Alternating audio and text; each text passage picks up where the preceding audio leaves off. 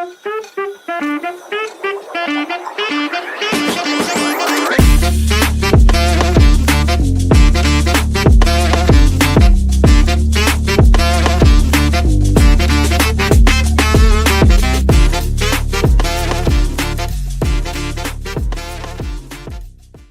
morning. Thank you for joining me with this time of devotion.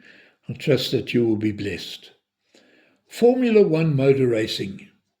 You either like it or you don't. I try to not miss a Grand Prix. At the end of the race, for those who aren't familiar with the sport, the drivers of the first three cars home stand on the podium. The flags of the countries from which they come are displayed up above their heads, and two national anthems are played. The first is the anthem of the driver's country, and the second is the anthem of the country where the car is constructed. So in the unlikely event of Lewis Hamilton winning a Grand Prix in his Ferrari, they would play the British anthem first for Lewis, and they would play the Italian anthem for Ferrari. There's nothing really difficult to understand there. Now, McLaren is a team that's based in Woking, England, and they have won the Constructors' Championship for 2 consecutive years. This year they won the Constructors' Championship with 6 Grands Prix still to come. They have a Mercedes engine, as do several of the other teams. And McLaren have made the Mercedes engines perform better in their cars than Mercedes have been able to get them to perform in their own cars. A Mercedes car with a Mercedes engine, could anything be more German? Straight from Stuttgart. No. The Formula One Mercedes car and engine are developed in 2 Northamptonshire towns in Britain. Brackley, where the main technology and centre is, and where they design and build the cars, and Brixworth, where the Formula One power units are developed and built. But when the Mercedes wins a race, the anthem they play for the constructor is the German anthem. That doesn't sound right. Cars designed and built in England, with engines developed and built in England, but when they win, they're German. I guess that the argument that wins the day is that Mercedes is a German company, and it's German money that's paying for all this research and development. And nationality can become quite an issue, can't it?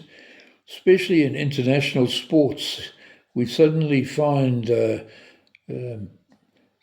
good South African names being mentioned in teams from other countries.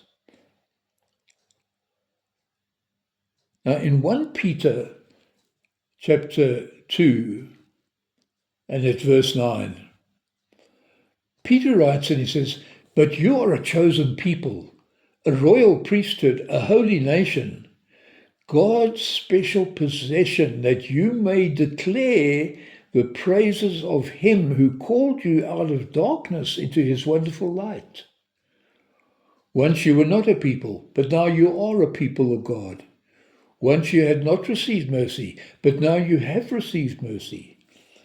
Dear friends, I urge you as foreigners and exiles to abstain from evil desires which wage war against you, and live lives good and live such good lives among the pagans that though they accuse you of doing wrong, they may see your good deeds and glorify God on the day he visits.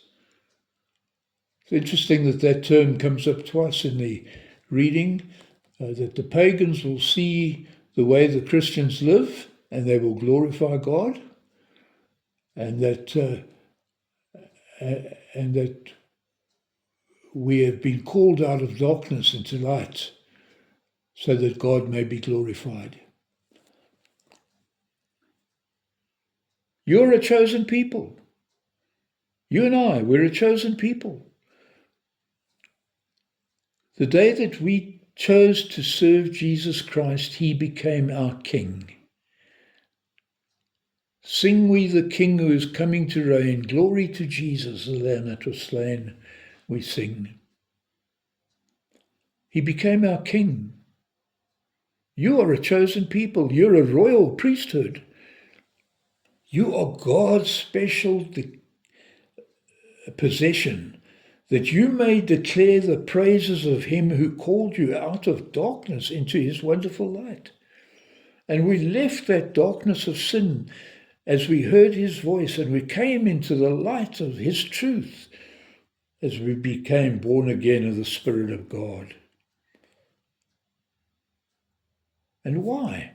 Because you have received mercy. And what happens when we receive mercy? We become foreigners and exiles. We become citizens of this new kingdom, serving a new Lord and a new Master. We don't belong here anymore. Peter says there's no place for sinful desires. They wage war against our souls. Live good lives among the pagans. And when they accuse you of doing wrong, they will see your good deeds and glorify God. Your life is changed. You received mercy, forgiveness of sin because you believed and received Jesus. You become citizens of the kingdom. And this world is not our home. What is it that you need to leave behind? What is it that you may be clinging to? You see the refugees sometimes walking and pushing barrows and carts and whatever they can get, taking a few possessions with them, but leaving so much more behind. What are you going to leave behind? And what are you going to take with you? Nothing in my hand I bring. Simply to thy cross I cling. Amen.